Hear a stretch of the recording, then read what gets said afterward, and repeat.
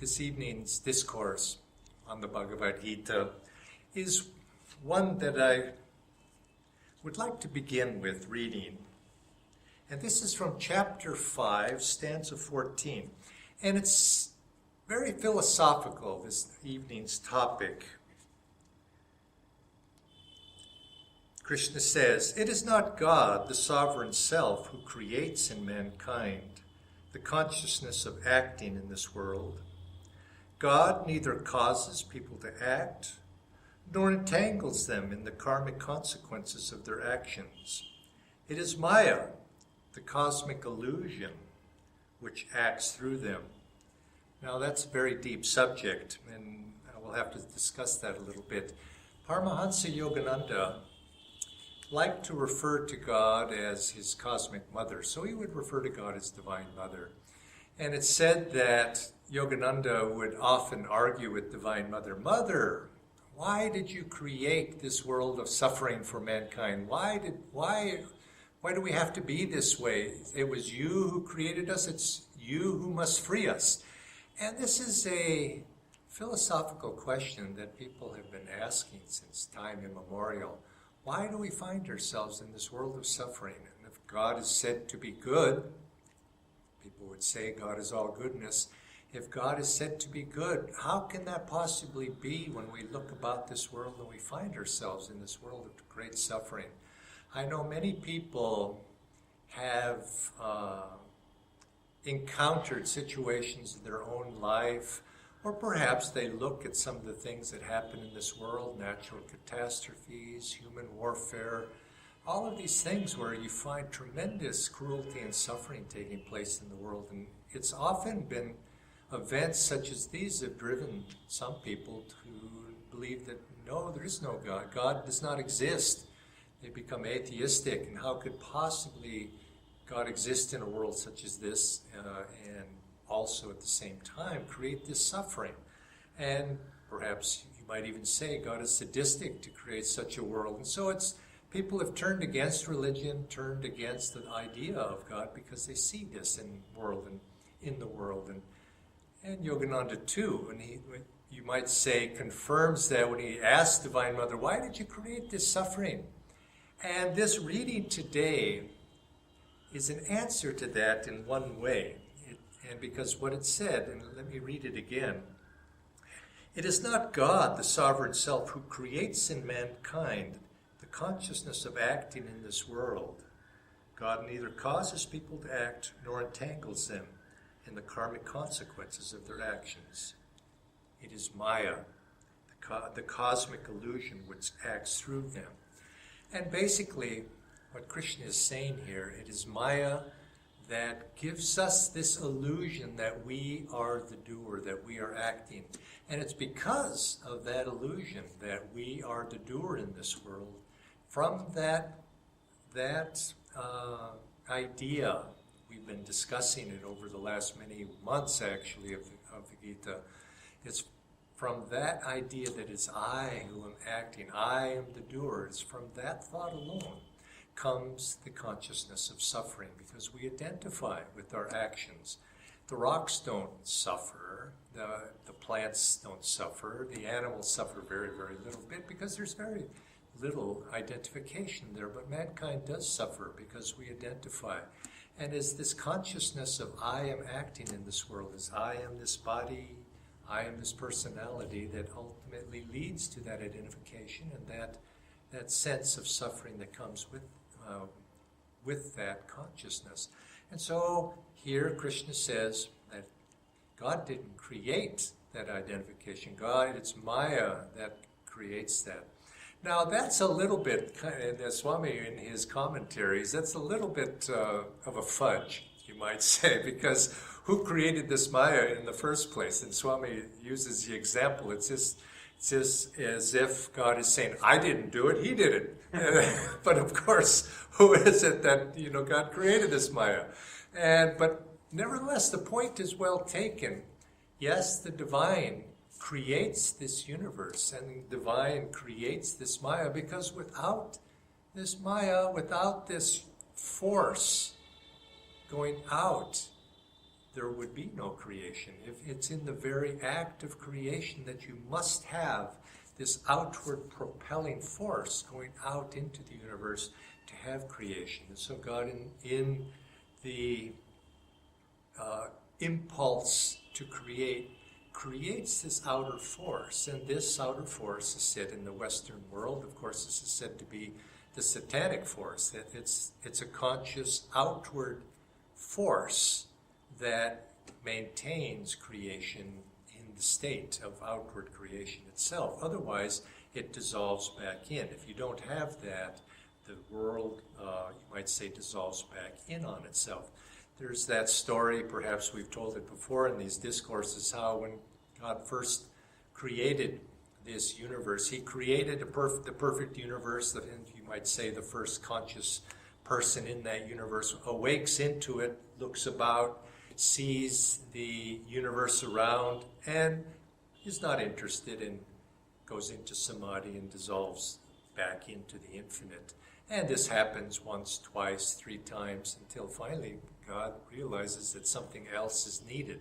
And so you could say God creates that elusive cosmic force of Maya, which attracts what you might say that first being awakens and is mesmerized outwardly and goes out into creation and perpetuates it.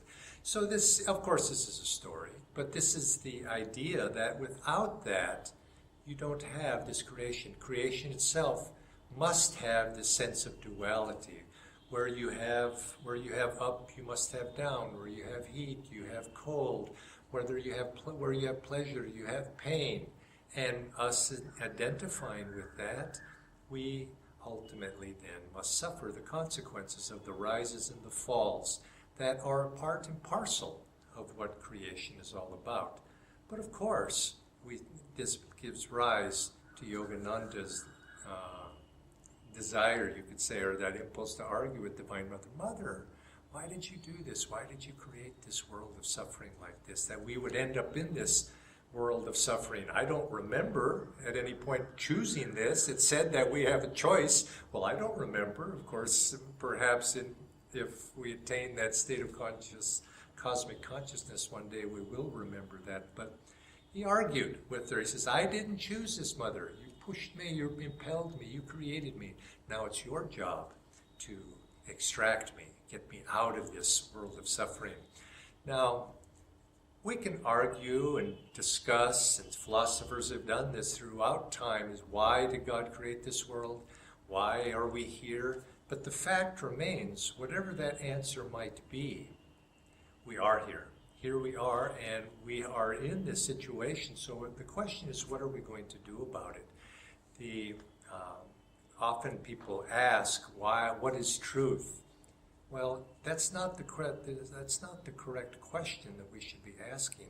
It's, how do I know truth, is what we want to ask. And this is where we find ourselves. Now, Yogananda, or Swami Kriyananda, in his commentaries on this stanza, said that on the one hand, we say, God is saying he did it. I didn't do it. I didn't create this. It's Maya's fault, not my fault. And of course, we know that God, of course, created Maya. But Swami Kriyananda says that what Yogananda would say is that God, Divine Mother, does not mind for you to say that she did it. It's her fault.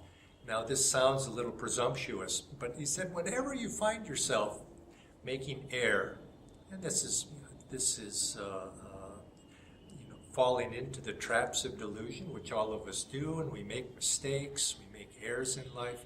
He says, if you fall into that situation and you've made a mistake, he says, it's good. Divine Mother is okay with it. God doesn't mind being accused. You did it, God. It's not my fault. It's your fault. And Yogananda said, God likes that. Now, why would that be? It seems like we're not taking responsibility for our actions. Well, Yogananda went on to say that, yes, God likes it when you say he did it, it's his fault. But he's also expecting you to correct yourself the next time. You have to do something about it. But it's okay to do that, and Yogananda encouraged it, because what is it doing? When it's in that process, we're talking to God. We're forming a relationship with God. We're acting as God's child. And yes, maybe it's childish to say it's not my fault, it's your fault, passing the buck to God. But nevertheless, there's also a deeper message there for us. He says by doing that, that we're disassociating ourselves from the thought that we are the doer of this. You could blame Maya. Say it's Maya's fault, not my fault. You created Maya, God. It's your fault for getting me into this situation. And you create that loving identification with God in that way. But more importantly, Yogananda would say we should never attach ourselves or form that idea in our mind that we are the sinner. We are the one who is sinning, and form that identification. He says it's the greatest sin is to call yourself a sinner. So by disassociating yourself as the causative responsible party, you might say, putting it outside of yourself. You're disassociating yourself that you are the sinner in this case. Don't call yourself that. And don't allow yourself to identify as being somebody who, if you were to say, yes, it's my fault, I did it, I guess I'm bad, I've identified as the causative agent for that, it's not a healthy attitude to take. Yogananda, another story that's often been told, found himself at a revival meeting in Los Angeles in the 1920s. There was a very famous preacher in Los Angeles at that time. And he went to the meeting, and as often was the case in those days at revival meetings, the preacher called out to the crowd. He says, I want everybody down on your knees because we are all sinners. And Master said, he looked around, he said, everybody went down on their knees at the command, except for him. He said, I refused to call myself a sinner.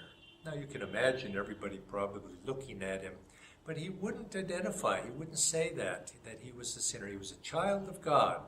And no matter how many times as a child we err, nevertheless, where our identity is that of being a child of God. We're perfect in that sense.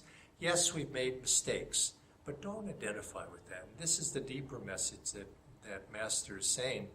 And this is the deeper message of why we say, let us say that Maya did it. God, you did it. Perhaps you did it through me. But nevertheless, it's your responsibility, and as your responsibility, you must help us find the solution so that I don't do it again.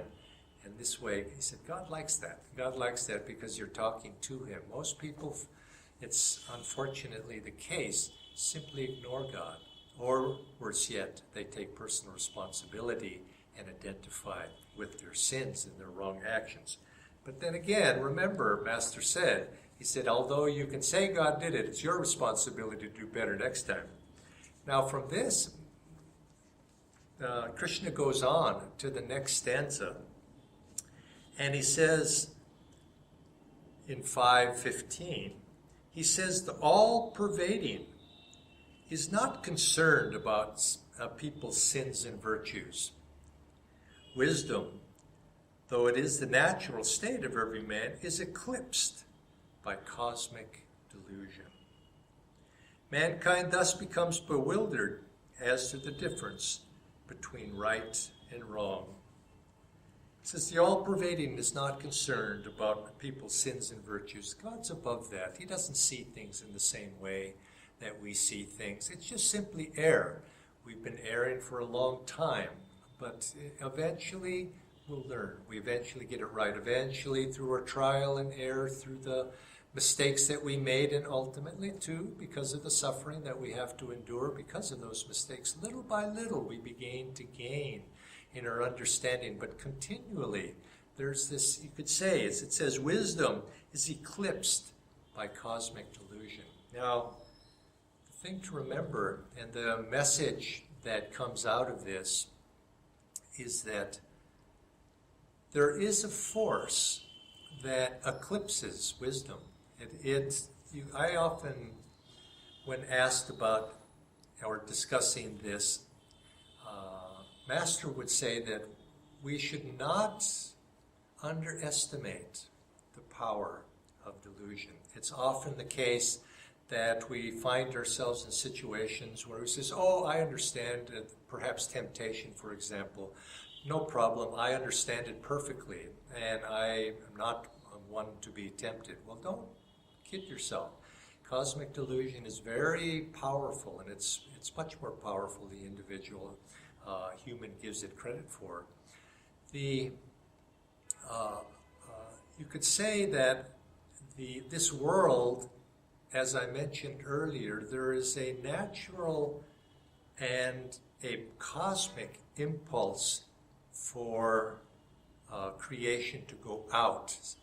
God sends a power out to be able to sustain this universe. At the same time, though, there's also a counteracting impulse to draw everything back. But this impulse out, you could say, is like a very flat table that is slightly tilted. And because it's slightly tilted, and let's say there's no friction, if you were to put a ball on that table, given no other forces involved, that ball would slowly roll in one direction. The table of life is tilted, and it's tilted toward outward creation. It has to be that way, or else this creation would not be able to be maintained or sustained. If the natural tilt was toward, you might say, the other way, back toward God, one wouldn't have to do anything. One would just merely wait until time slowly drew the soul back into divine unity again. But it's not that way. It's always, the spiritual path is always described as an ascent. There's always a certain amount of struggle involved in the spiritual quest. And this is why when we speak of spirituality, the spiritual path, we speak about the individual having to make an ascent. We're ascending up the mountain. We're not rolling down the hill into divine consciousness. It's never quite that way. There's always an element of aspiration, and always a little bit of struggle. There's always we use the words, there's falling, there's struggling, there's stumbling, but yet there's getting up again in order to continue on one's climb up the mountain. Well, this is how it has to be. And if we realize that all things considered, without any effort at all, there's a slow rolling of that ball toward delusion, that pull of cosmic Maya is pulling us outward, it realizes the implication is that we, as individual souls, we have to use our willpower. We have to use our effort in order to be able to attain that union with God once again. And so, this is the spiritual path. We have to continue to put out that effort. I remember in the early days when I was starting to teach meditation, I gave a meditation class to a group of people. There was many there. There was 5 or 6 people there. And I began the class by asking the students, does anybody meditate here? Have you ever anybody practiced meditation before? And of the 5 students there, 4 of them said no, this was their first experience. But there was one gentleman there who said, oh yes, I've been practicing meditation before. And hearing that, I said, oh, well, please tell me, what has your practice been up to now? And he said, well, you see, I enjoy it very much. I come home at night after hard days of work, and I put on a little bit of soft music. I said, oh, okay, well, that's nice. And then what do you do? He says, well, you see, I have a nice, comfortable easy chair, which I lie in my easy chair and I listen to the soft music. And he says, and plus when I get home at night, I like to have a little glass of whiskey. And so I have my glass of whiskey, I lay in my easy chair, and I take a few sips, and I listen to music, and I meditate. And I thought, Well, what we're going to teach you is something slightly different, but that was hardly what I would describe as meditation, because the implication here of the spiritual quest of simply relaxing back into a state of stupor is going to get us to where we want to go. It's not quite that way. Now, the message here also, he says, wisdom, though it is the natural state of every man, is eclipsed by cosmic delusion. Mankind thus becomes bewildered as to the difference between right and wrong. Well, this word eclipsed, you might say, what does that mean? If you go out at night and you see the moon shining and all of a sudden there's eclipse, it's like the darkness comes over the moon and it eclipses it, and the darkness disappears. Well, in time, that of course the eclipse ends and the light comes back. Well, there's a certain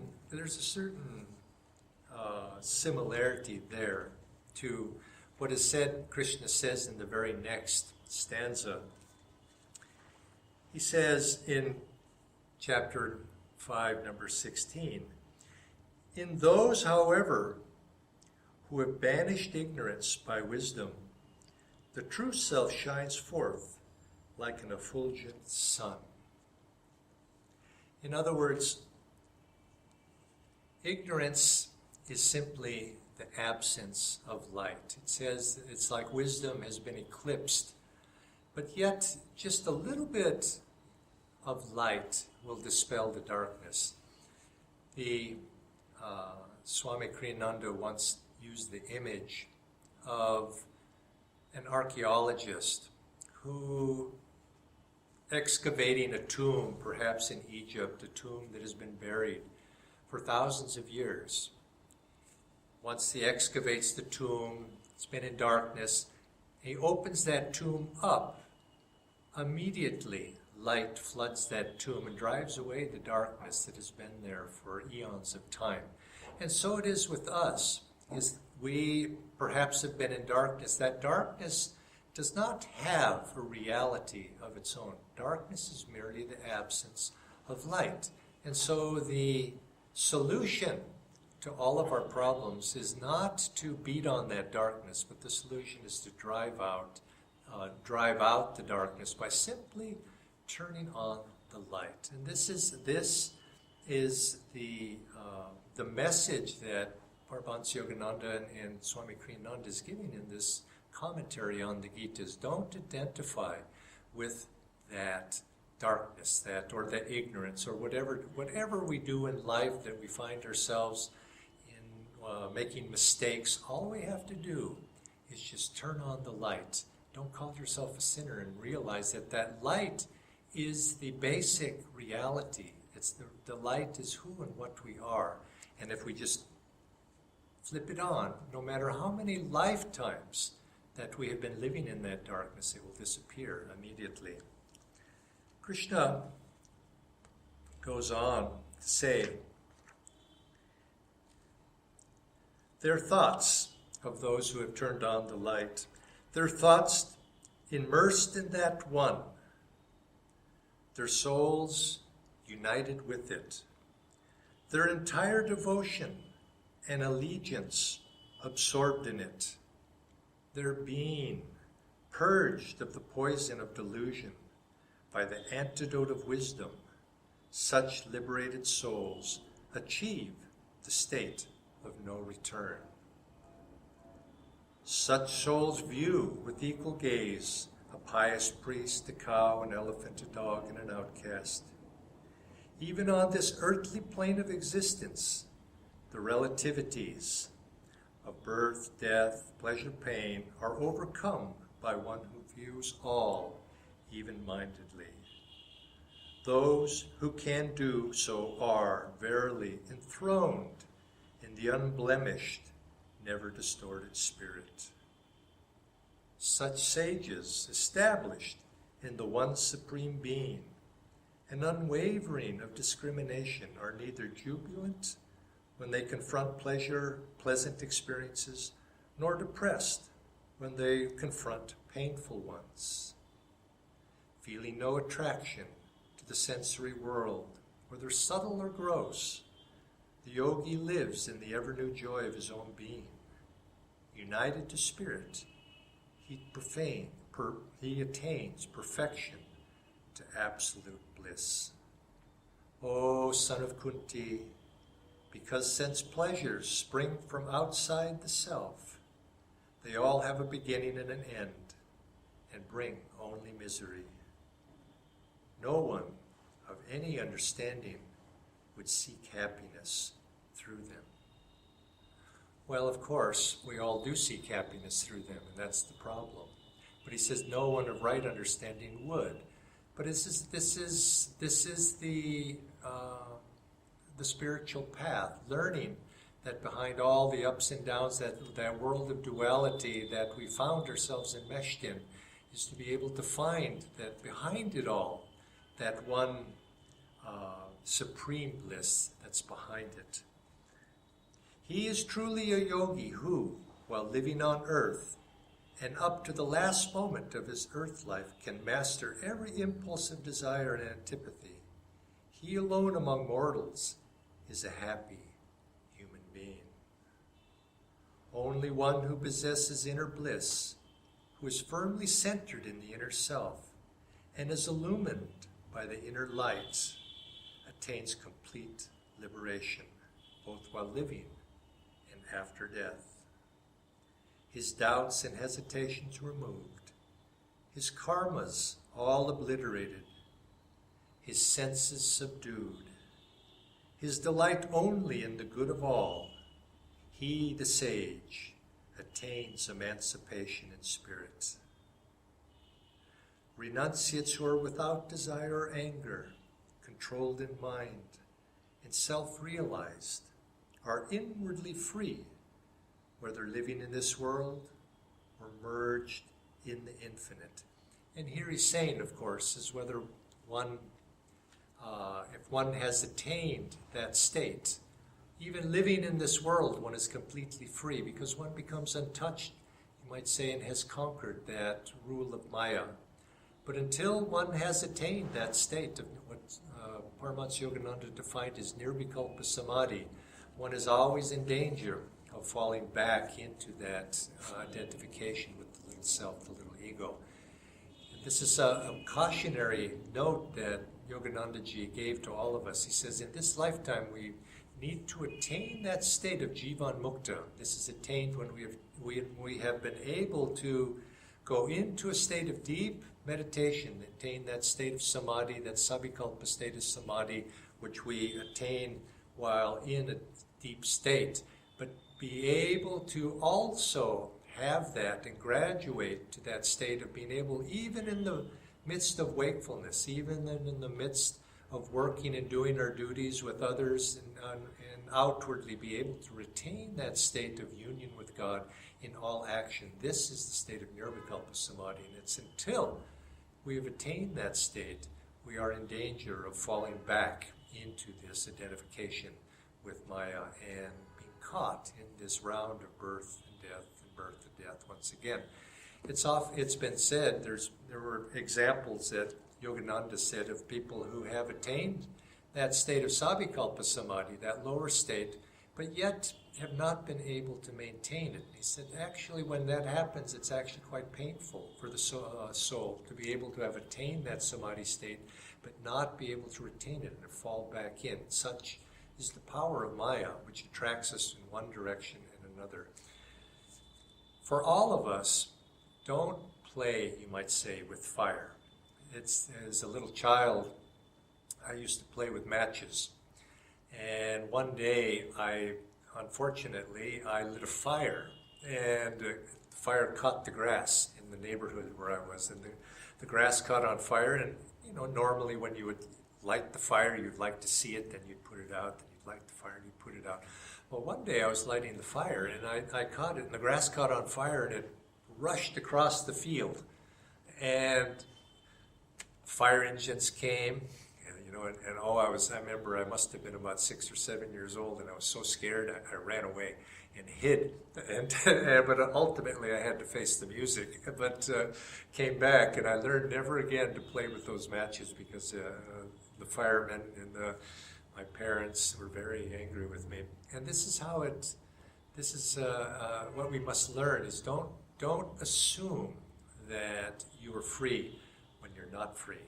I know oftentimes I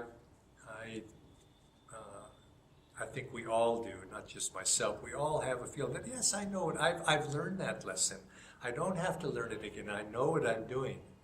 But I've learned that I'm never 100% sure.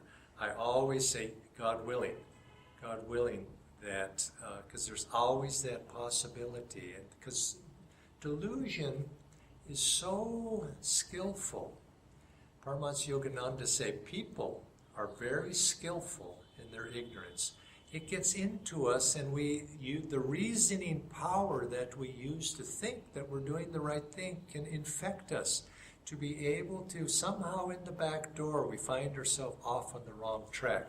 And again, we find ourselves erring a little bit in this way and that way. What is the secret?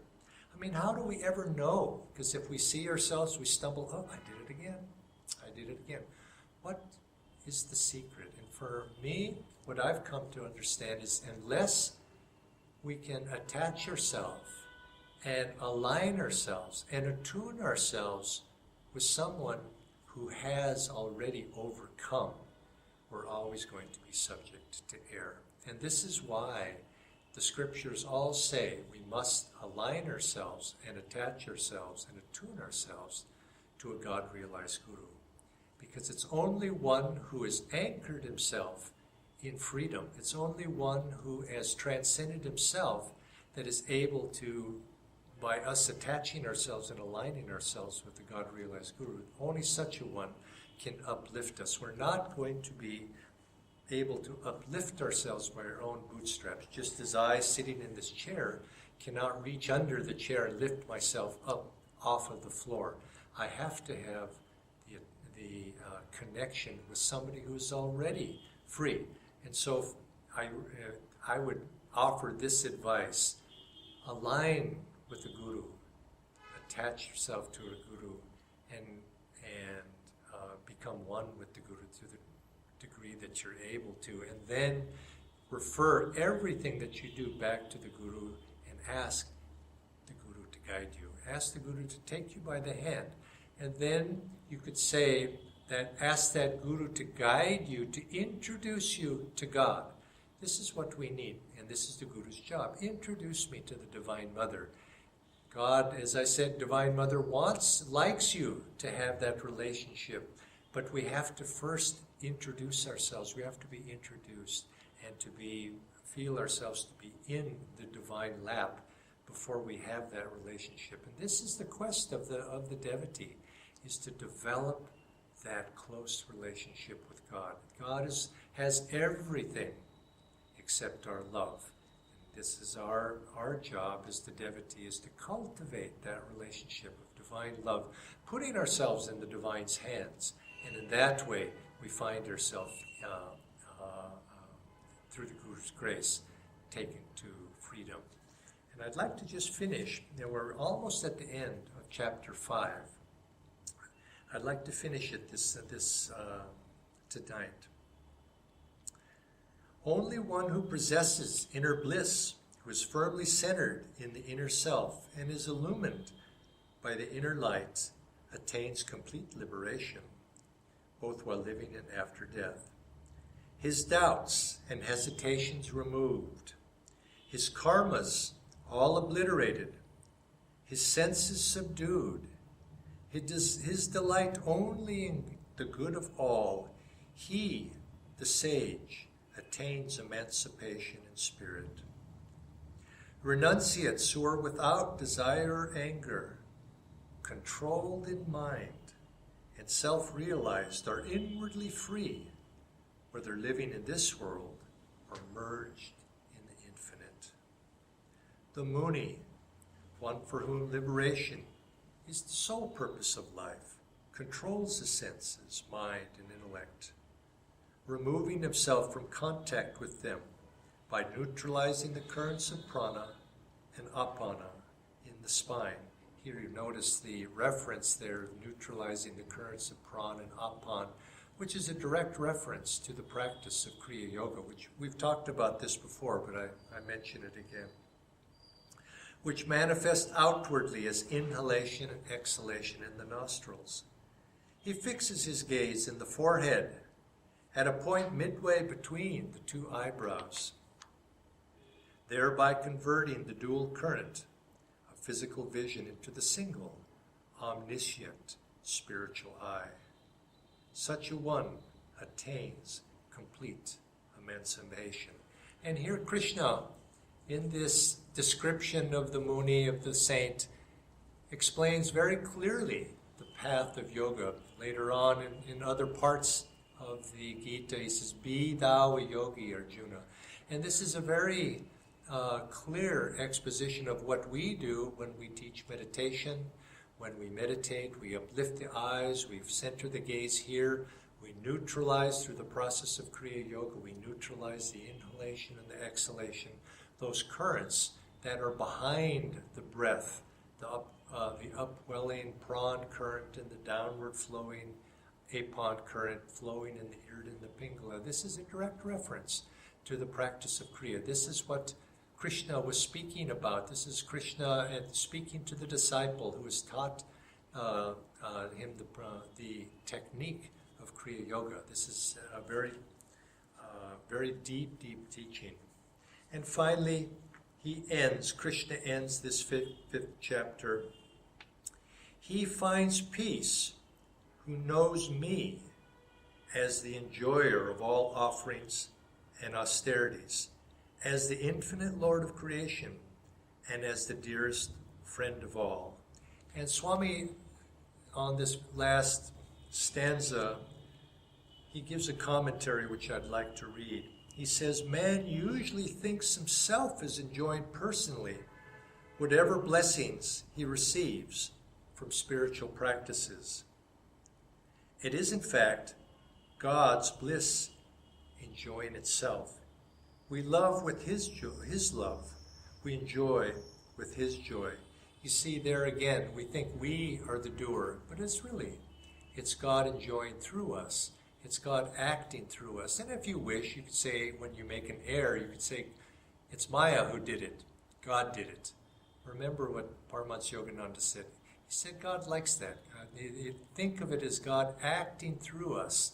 We aren't the doer. And this is through these last two chapters, and particularly in this fifth chapter, Krishna, again, summarizing what he's saying is, for us, we are not the doer. God is the doer. It's that consciousness of doing. I, as an individual ego, I, as somebody separated from everybody else, I, separate from the Lord, am acting in this world.